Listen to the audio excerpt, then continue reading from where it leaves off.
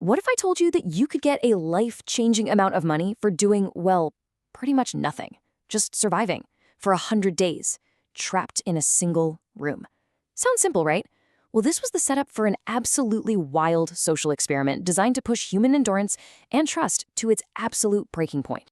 And this is what was on the line, $500,000. Think about that. That's enough to wipe out your debts, buy a house, completely change your life. And all you have to do is make it through 100 days of isolation. But here's the real kicker, the thing that makes this so fascinating. You're not doing it alone. You're trapped in there with someone you've never, ever met, a total stranger. Suddenly, it's not just about you. Could you really trust them? Heck, could you even stand to be around them for 3 straight months? So let's get out of the what-if zone, because this actually happened. 2 people, Bailey and Susie, took on the challenge. They walked into a stark white cube as complete strangers, with that $500,000 waiting for them on the other side. Okay, so how did this insane challenge actually work? I mean, the rules on the surface seem pretty simple, but the psychological game they created, that's where things get really, really interesting.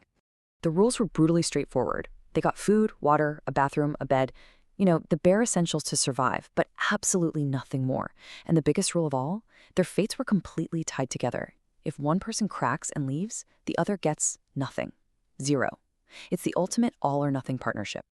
And the environment itself? It was basically a form of psychological warfare. No windows, no clocks, and these bright lights that were always on. Their sense of day and night just vanished. The human brain hates a vacuum. It needs something to do. So when boredom kicked in, they got creative. On day 4, they literally made a deck of playing cards out of a journal.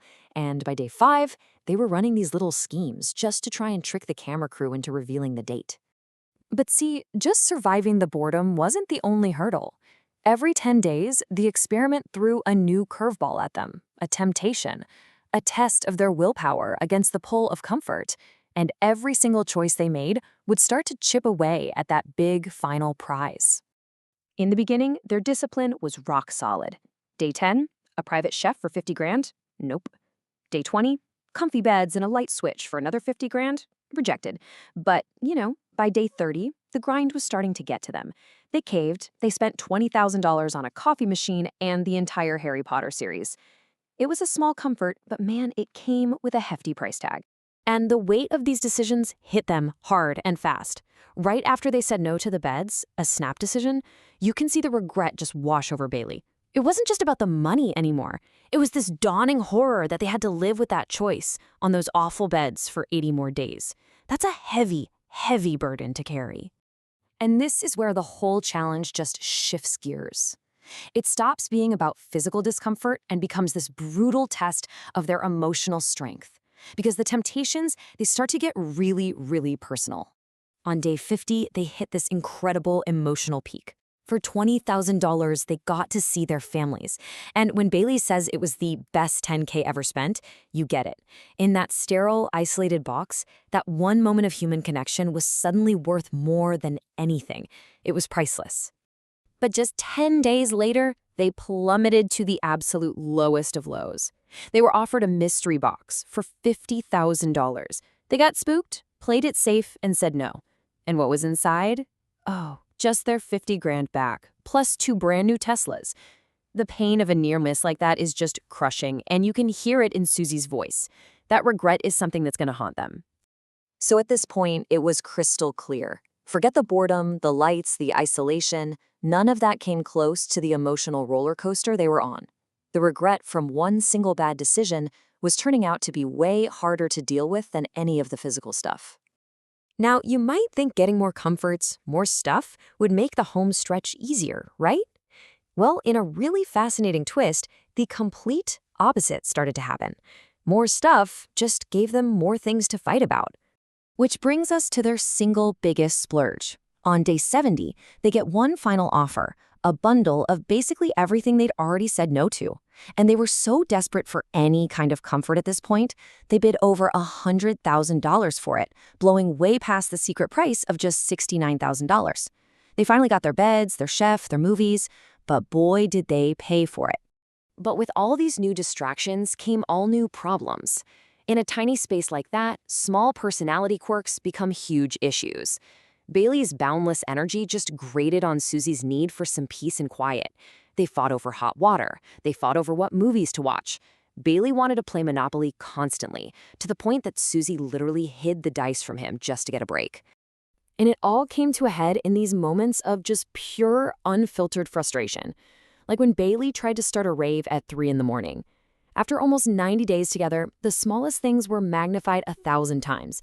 The cracks in their partnership were really starting to show. In all of it, the boredom, the regret, the arguments, and yeah, even the strange bond they'd formed, it was all leading up to this, the final 60 seconds of the entire 100-day challenge, where everything, absolutely everything, was put on the line. On the very last day, they can see the finish line. It's right there. And then bam, one final brutal test. And this one wasn't about endurance. This was about one thing, and one thing only: trust. They were facing the ultimate prisoner's dilemma. You know the one? Split or steal. It's a simple choice between cooperating or betraying the other person. If they both trust each other and both pick split, they share the prize. But if just one person gets greedy and picks steal, they take every last cent. And if they both betray each other, they both walk away with nothing. Seriously, put yourself in their shoes for a second. After 100 days of that shared hell, of arguments and support, could you really truly trust that person not to screw you over at the last second? Or would that temptation to double your money just be too much? And then the moment came. After all the tension, all the fights, all the temptation, the room turned green. They both did it. They both chose to split. They chose trust over greed. And after all their spending, they each walked out of that cube with around $180,000, an absolutely staggering, life-changing amount of money that they earned through an unimaginable test of will. In the end, their whole story just leaves us with this one big question. For them, the answer was yes. The bond they built over those 100 days was stronger than the temptation of pure greed.